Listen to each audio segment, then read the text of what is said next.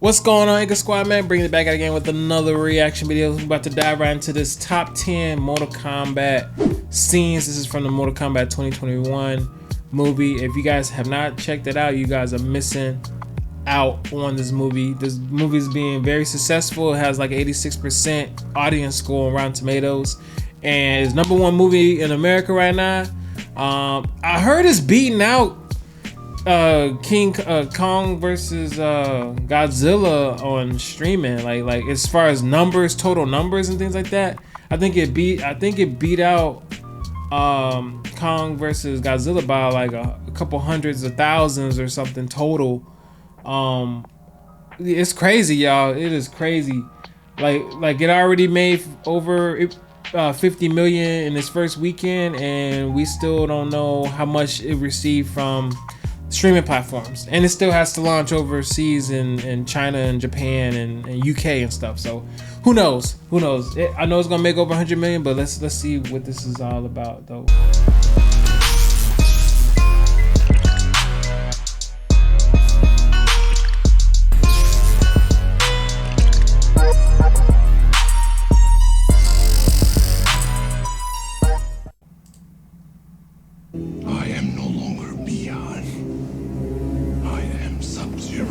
Almost 30 years after the Mortal Kombat series, the franchise is now up for a reboot. So double the violence, double the action, and double the blood. Well, actually, maybe triple the blood. R-rated is true to the game. The movie is a gruesome, gory fiesta packed with lots of Easter eggs for the gaming fans. Flawless victory.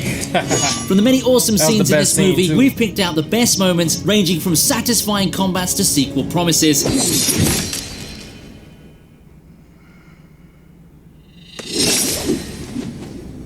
Starting off the list, we have Hanzo Hasashi versus Bi-Han. Mortal Kombat certainly wasted no time in bringing in the thrilling action and the generous amounts of blood and gore. Hope you enjoyed that peaceful opening, cause that's all there will be. The 2021 movie builds up on Hanzo aka Scorpion's history and adds some meaningful depth to the entire movie. Hanzo was a happy, merry family man until Bi-Han and his clan slaughtered his entire village to get to him. Not that Hanzo was far off, but let's just slaughter the villagers on the way out while we're at it, right?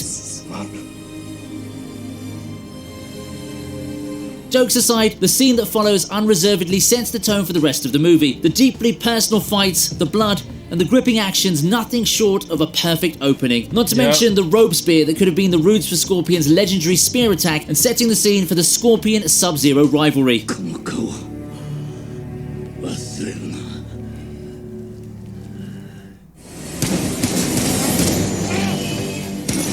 I did like Syzoth versus... Coming in next is Syzoth versus the Trio. The reptilian Syzoth is, for those of you who were confused, is the actual name of its game counterpart. True. Throwing out his human guys Reptile, or Syzoth in the 2021 movie, is entirely animalistic and closer to his Deadly Alliance appearance. Acid Spit and Invisibility aren't a good combo for an opponent if you're anyone with the slightest survival instinct. But Syzoth's timing was perfect to get Cole a believer and get him on board. Can't really scoff at someone after getting almost killed by a supernatural overgrown reptile. This also was the first time the team actually does some teamwork. Okay, it was more of an in the heat of the moment teamwork, but something's better than nothing, right? The scene also threw in super cool slow motion knife throwing from Sonya, which was pretty satisfying to watch. Kano brings in his signature fatality from the very first Mortal Kombat game in this scene and rips Syzoth's heart out in a heartbeat. Kano wins.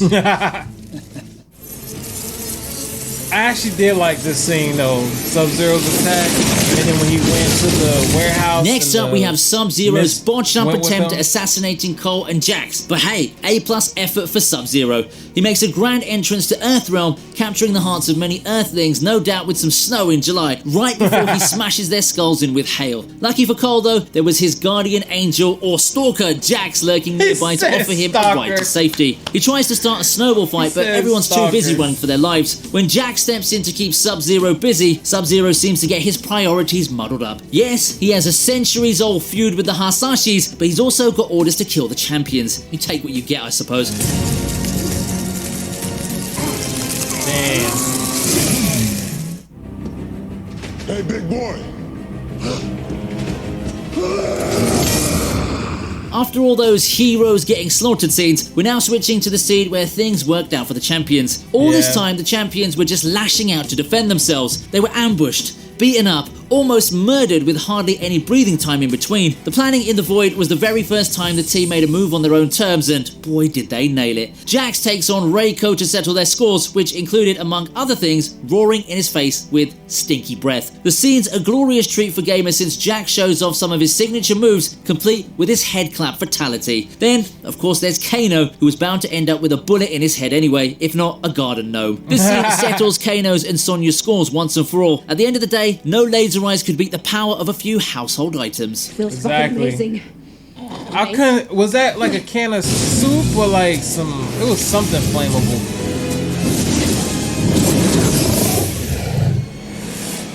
Up next, we have Raiden's champions versus Shang Tsung's warriors. There are fights that went well, fights that don't.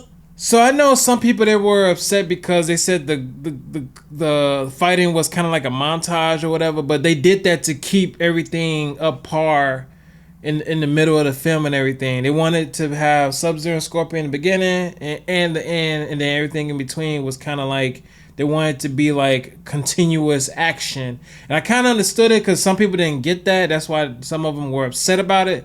But I understood it. I read up on it. I understood what they were gonna do before the movie launched because I was diving far into the movie and what the way the director and writers wanted to go with it. So I was already on board before the movie even dropped.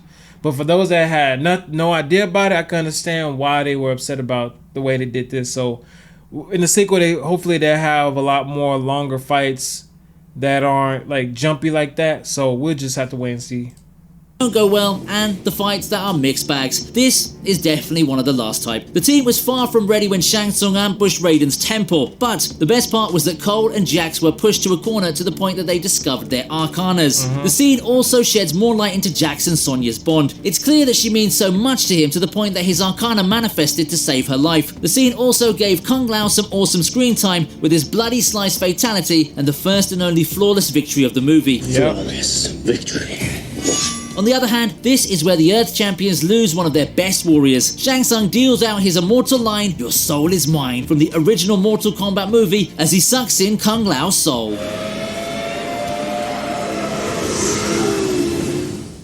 Gobal was a little on the overconfident side after overpowering Liu on the previous side. Being the ex-chum of Kano, it's no wonder this guy doesn't know when to shut up. Not that we're complaining though, his character did add some lightning to Shang Tsung's doom and gloom warrior party. But Liu was done with his nonsense and in no mood for Gabal's nasal jokes. He performs his signature bicycle kick, knocking the wind out of Gabal. Then he also brings out his dragon bite fatality in all of its glory to finish off Gabal. Definitely. On the other side of the room, Cole was trying to take out the crazed Melina. He also manages to land a few punches on her, which just ends up ticking her off. In his defense, while everyone else was taking down someone they fought before, this was the first time Cole was facing Melina. Both characters aren't what they were before. Liu's calm and poised attitude was overcome with grief and anger, while Cole was still getting the hang of his new skill. I did like the Cole versus Goro And number 4, fight. we have Goro Because I mean Goro in the 1995 didn't really do anything because he got beat by Johnny Cage by a punch to the nuts and a kick off the cliff. So like on Instagram, people was like, "Man, I don't like it when Cole was fighting Goro, yada yada yada." And I always hit them with the, "Okay, so you prefer the Johnny Cage fight?" I mean, they only lasted like a few seconds. Like Goro barely even did anything to Johnny Cage, if you want to put it like that. And Cole isn't just any old body though. He has Scorpion's blood. You know what I'm saying? He has Scorpion's blood. So to be honest though, I'd rather have Goro get taken down by someone that has Scorpion's blood than just any old body though. I mean, people just gotta get used to Cole though. Like to me, like I'm already set with Cole because I read up on him. I understood why they got him in the movie, and I was already on board. That's just me because I dove right into it. I do understand the lore and I understand what they plan on doing with the movie. And to be honest, me right, I speculate that Cole might end up being Takeda. Yeah, Takeda is Kenshi's son, but there's nothing in the movie that says that he's not. I'm just saying like it could show up in the sequel that he finds out who he is, because he could be like, "Oh, I don't know who my dad." You know what I'm saying? Like they could say like, "Oh, he don't know who his dad is," or like, "Oh, like he grew up with his mom and da da da da da." and didn't know who Kenshi was or something. Like it's different avenues that they could take with the story, and they could have it where Scorpion trains Cole. You know what I'm saying? Like Cole could be just his regular name, but his actual name could be Taki. You know, it's just different ways. It's just different things. Like I'm just speculating, but that's just what I think. Cause I think his power isn't like finished. I think that armor isn't just the last part of his arcana. I think in the sequel it's gonna grow much bigger than what it is, to where he's gonna be the true warrior from the Scorpion blood. That's me. I think every movie there's gonna be something different that changes about Cole. That's just me. That's just me though. But we're gonna wait and see. But my thing is, Cole is gonna end up being Takeda, and when that happens, y'all know I'm one of the first ones to say it. So let's roll with this video though.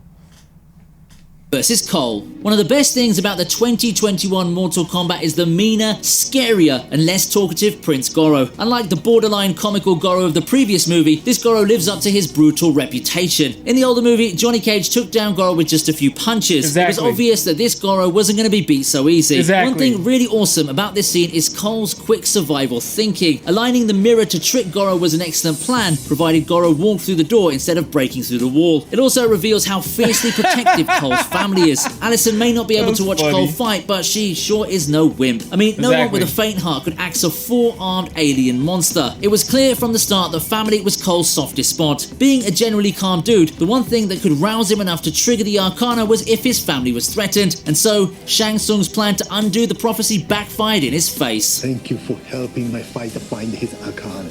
Right.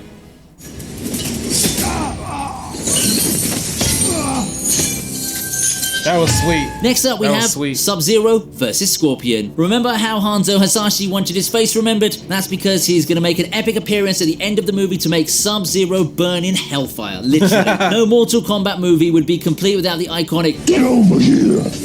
I like how it sounded in the movie theater though, because when how it sounded Scorpion in the turns trailer, up spearing Sub-Zero, like, that was unexpected, like in the movie theater, or you know, like on HBO Max or whatever. Like the actual movie, they changed the "Get over here" sound. That because in the trailer it was shitty. Like we already know that in the trailer it was shitty, but when the actual movie launched, it would sound so much better. And I was pleased by it. I was pleased by it. Him around like a rag doll, it's clear that the tables are turning for Sub-Zero. Sub-Zero looks absolutely terrified at this random new guy who's suddenly beating him left and right. This scene is one worth rewatching. The emotions are heightened, everyone has a deep personal stake, and both of them have really cool powers. Scorpion has waited centuries for this fight, and he's not going to be the one pulling his punches. And can we just take a moment to appreciate that icy sword Sub-Zero made? The choreography of the scene combined with the character's expressions made up for a nail-biting scene. That was tight though. Where are you gonna go? Hollywood. Hollywood. What the hell's in Hollywood? Not what? Who? Johnny Cage was one of the most fan-favorite characters in the older movies, so naturally one of the biggest questions throughout this movie was, when's Johnny joining in? And that's answered right at the end when Cole decides to pay a visit to Hollywood. For those of you who are new here, Johnny Cage was a Hollywood actor who was one of the champions in the older movies. Hollywood thought he was a fake, but he's the guy who took Goro down with just a few punches. For you die-hard fans lamenting Johnny's absence, producer Todd Garner has a good explanation. Johnny's big personality would have stolen Cole's thunder, and let's face it, Snarky Kano wouldn't have any breathing space if Johnny was around. Exactly. Then there was the need to put an Asian-centric vibe to the movie. This is one of the pivotal scenes that set the stage for a sequel, and if Johnny's going to be there, it's going to be a much anticipated sequel too. Exactly.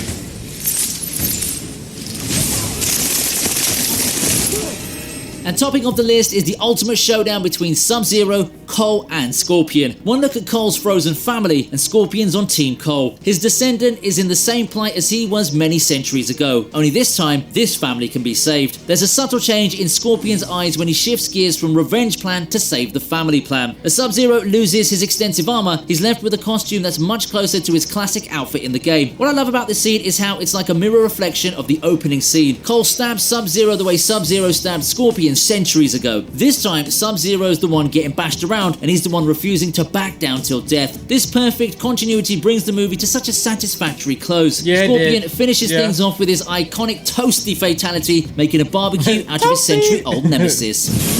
Toasty fatality, yo. I like how And that was the top 10 moments from the Mortal Kombat franchise reboot. The movie's definitely come a long way from the terrible CGI and questionable storylines to becoming an entertaining action movie with a sensible storyline. Which of these scenes was your favourite? Smash the like button and I'll be back with Volume 2. I'll see you next time on the TV Regent. Yeah, I think the movie was dope, man, to be honest. I really, like, minus some of the, there's some bad things about it, but minus all that, I think overall they did an awesome job. I really do. And it's rated R too, man. You gotta have a rated R Mortal Kombat. You can't have no PG-13 baby Mortal Kombat type of movie. And I think, I'm not saying it's a flawless victory. It has some flaws, but I think by the time the sequel come out, they're gonna do better. They're gonna have much longer fight scenes.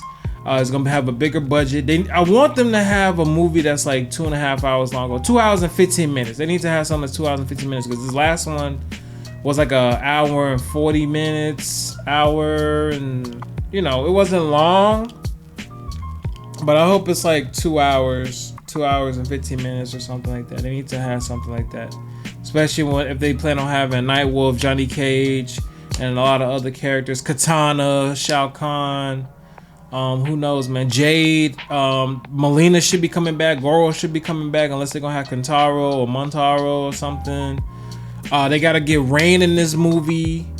I do want Reptile to come back in like a human ninja form. I really do, because I really think that's the best form of Reptile. So, and another thing is when Shang Tsung says that he plans on bringing armies.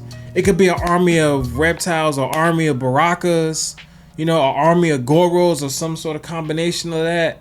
Or it could look like some of the armies that's in Mortal Kombat 11, like some of those creatures and things. But we just got to wait and see. I'm really hyped for the sequel, because this movie did pretty well. It surpassed Warner Brothers' expectations. So they need to change this $50 million budget to like $100 million or something, and throw us some more fight scenes and whatnot. So let's do this, man. If y'all like my reaction to this, post your comments down below, like and share with all your friends. Subscribe to this channel for more reaction videos. Make sure y'all give this video a thumbs up. Jay Anchor, hold it down for 100,000 subscribers, and Jay Anchor is out.